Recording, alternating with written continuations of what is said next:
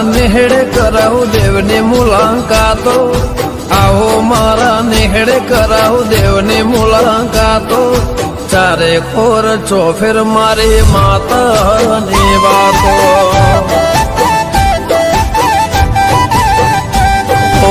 આવો મારા નેહડે કરાવું દેવની મુલાકાત.